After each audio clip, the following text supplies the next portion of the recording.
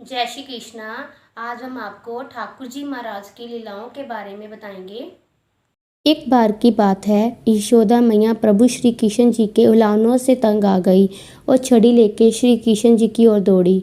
जब प्रभु जी ने अपनी मैया जी को क्रोध में देखा तो वे अपना बचाव करने के लिए लिबे भागने लगे।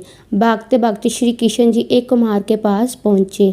कुम्हार तो अपने मिट्टी के घड़े बनाने में व्यस्त था, लेकिन जैसे ही कुम्हार ने देखा श्री कृष्ण जी को देखा तो वह बहुत प्रसन्न हुआ। कुम्हार जानता था कि श्री कृष्ण जी साक्षात परमेश्वर है। तब प्रभु ने कुम्हार से कहा कि कुम्हार जी, आज मेरी मैया मुझ पर बहुत क्रोधित है। मैया छड़ी लेके मेरे पीछे आ रही है, भैया मुझे कहीं छिपा लो।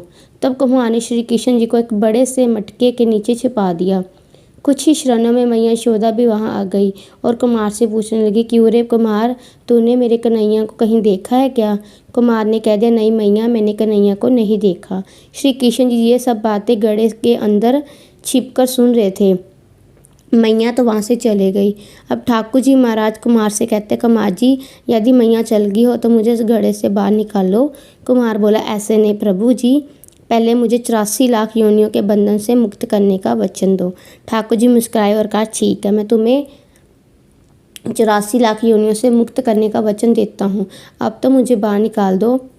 कुम्हार कहने लगा, मुझे अकेले नहीं प्रभु जी, मेरे परिवार के सभी लोगों को भी 84 लाख योनियों के बंधन से मुक्त करने का वचन दोगे तो मैं आपको इस घड़े से बाहर निकालूंगा। ठाकुर जी कहते, चलो ठीक है, उनको भी 84 लाख योनियों के बंधन से मुक्त होने का मैं वचन देता हूँ। अब तो मुझे घड़े से बाहर निकाल दो। अब कुम्हार कहता, बस प्रभु जी, एक विनती और, उससे भी पूरा करने का वचन दे दो तो मैं आपको घड़े से बाहर निकाल दूंगा। ठाकुर जी बोले, वो भी बता दो, क्या चाहते हो? कुम्हार कहने लगा, प्रभु जी, जिस घड़े के नीचे आप छुपे हो उसकी मिट्टी मेरे बैलों के ऊपर लाद के आई गई है।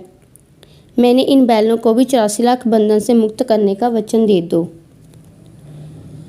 ठाकुर जी ने कुम्हार के प्रेम पर प्रसन्न होकर उन बैलों को भी 84 लाख बंधन से मुक्त होने का वचन दिया। ठाकुर जी बोले, अब तो तुम्हारी सब इच्छा पूरी हो गई, अब तो मुझे इस घर से बाहर निकाल दो। तब कुम्हार कहता, अभी नहीं भगवान, बस एक अंतिम इच्छा हो रहा है, उससे भी पूरा दीजिए।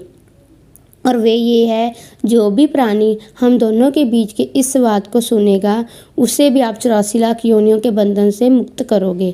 बस ये वचन दे दो तो मैं आपको इस घड़े से बाहर निकाल दूंगा। कुम्हार की प्रेम भरी बातों को सुनकर ठाकुर जी महाराज बड़े प्रसन्न हुए। कुम्हार की इच्छा को पूरा करने का वचन दिया। फिर कुम्हार ने बाल श्री कृष्ण जी को घड़े से बाहर निकाल दिया। उनके चरणों में प्रणाम किया, प्रभु जी के चरण धोए और चरणामृत पिया। अपनी पूरी चौपड़ी में चरणामृत का छिड़काव किया और प्रभु जी के गले लगकर इतने रोए कि प्रभु जी में ही विलीन हो गए। जरा सोच कर देखिए, जो बात श्री कृष्ण जी 7 कोस लंबे चौड़े गोवर्धन पर्वत को अपनी 21वीं उंगली पर उठा सकते हैं तो क्या वे एक घड़ा नहीं उठा सकते थे? लेकिन बिना प्रेम रिझे नहीं नटवर निरंद किशोर, पल में चित्त चुराए वो नटवर माखन शोर।